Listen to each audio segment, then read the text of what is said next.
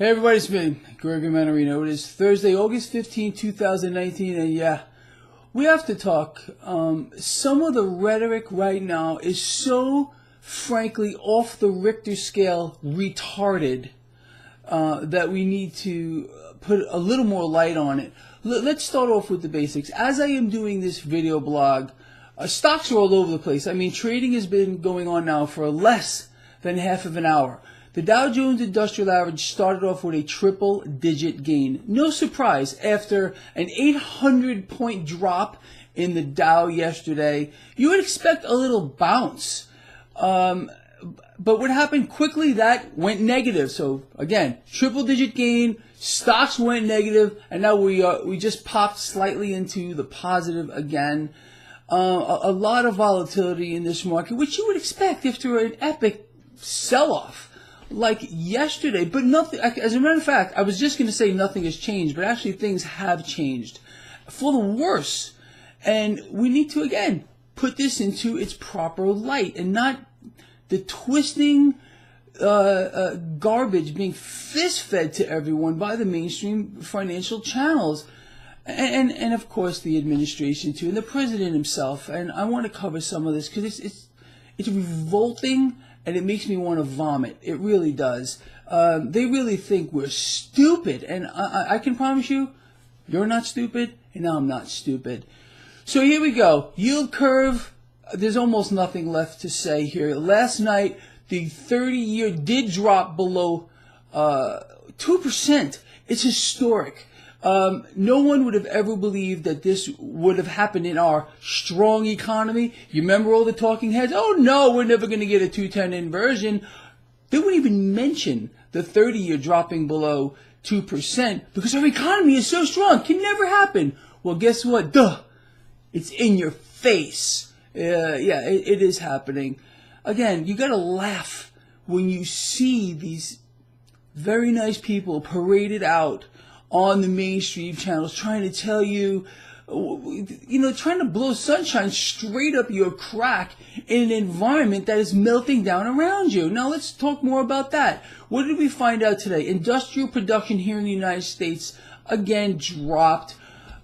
Proof positive yet again, our economy is in free fall, but we're still being told by certain individuals, individuals, that our economy is as strong as it's ever been, and this is it, and we're taking over the world. It's just a joke.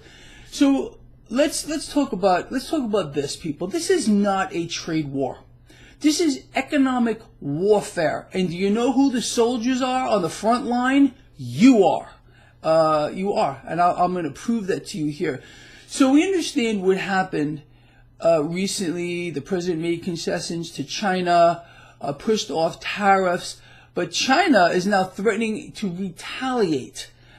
Now, how does that work? Look, retaliate. You expect to hear words like that in warfare. Now, understand this is about to get much worse. There is no doubt about it. This tit-for-tat thing, back and forth action. Look, if just to prove to you that the president himself understands that this trade war is damaging the U.S. economy, he came out and admitted he pushed off the tariffs because he doesn't want the consumer to get hurt during the holidays. But meanwhile, he said, hold on a minute. He said that China was paying the tariffs and those costs were not being passed on to you. So you're being lied to on an epic scale. Now let's talk about more of this absolute off the Richter scale rhetoric. The president continues to go off the deep end. He's unhinged, completely unhinged with regard to the Federal Reserve, demanding over and over that the Federal Reserve cut rates deeper, 1% across the board, asking for the Fed to, again, push more easy money into this market, vastly expanding the debt, because that's all he knows how to do.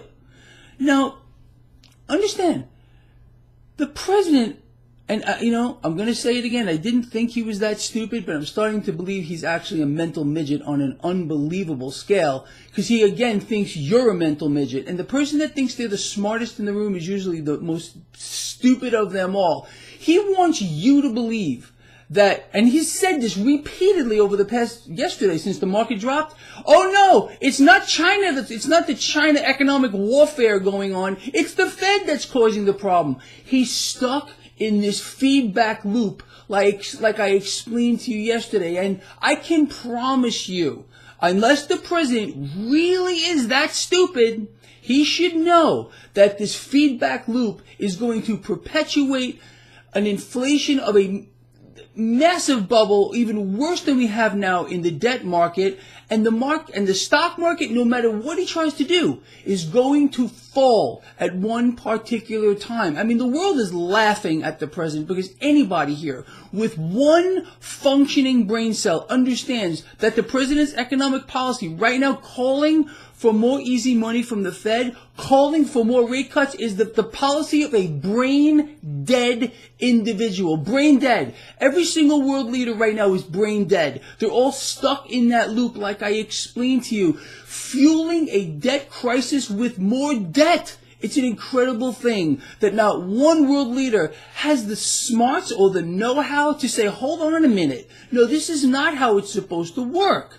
Someone's got to take the opposite side of that trade, and it is not going to be the president who has gone off the deep end, unhinged, off the Richter scale, calling for more debt, calling for rate cuts. Now understand, I'll go over it again how this works. So here is the federal funds rate. Here's the long end of the curve, the 30-year, which again just dropped below 2%. Like I explained to you, since time immemorial, the president, no one can stop the long end of the curve from dropping. So the president wants to take the federal funds rate and drop it so the long end of the curve will stay higher than the short end, like it's supposed to do. It's not going to work. I don't care how much the president asks the Federal Reserve to drop the federal funds rate. He can do it any amount.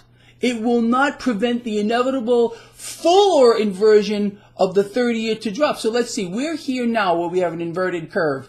This is the federal funds rate, and this is the 30-year. This is what we look like. It's an angle like this. So the president is calling for a cut in the federal funds rate. So I don't know what he's hoping to achieve here. The yield curve might flatten out, but then what's going to happen? 30-year, it's going to drop. The 10-year is going to drop further. Oh, guess what, everyone? President's going to scream from rooftops again. We need to cut rates again. Boom, again. Now we're negative. Then drop again. Oh, guess what? We got to drop rates again. Boom.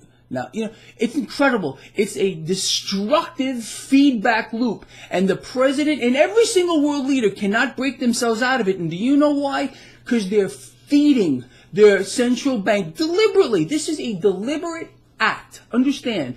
They are forcing and want their central banks to be the lenders and buyers of last resort. This is the main goal. The pinnacle of what world central banks want. The banks, the private banks that own central banks are gleeful as gleeful can be. As a world leader is calling for more debt acquisition on an unbelievable scale. Believe me, the central banks want to comply despite the good cop, bad cop nonsense game that they're playing on you. You're a pawn. You are a pawn. And people better start speaking out, because I can promise you we are marching into a worst case scenario unlike you can possibly imagine. The more debt that these central banks issue, again, the stronger they become, the more powerful they become. Where does that power come from? It gets sucked from you. It gets taken from the people. I mean, my God, we need a president that wants to save our country. And again, it's really nobody right now. It's none of these Democratic presidential hopefuls. They don't have a clue as to what's going on here. Honestly, they're stuck in this social program mentality, which isn't going to matter this much when we face a worst case scenario that's coming down the pike. They are brain dead as well, every single one of them. And the president is the king of the brain dead right now, because he's got the main seat in the White House, and he's calling for more fuel to an economic crisis that we are in. We are in an economic crisis. We are in economic free fall. And we are in a debt crisis that you cannot believe. But that's the only thing he knows what to do right now. It's unbelievable. And I don't know what to say. Look, I know I'm getting upset here, but I cannot believe that not just the President of the United States, but world leaders are either so stupid that they're playing this game against the people, or they're being told to do so by world central banks. Okay, we're going to play good cop, bad cop, but believe me, you're going to get your way. So just maintain the act, okay? You know, the president is an actor. He did have a lot of shows. This is an act, and you are being used on an incredible scale. And mark my words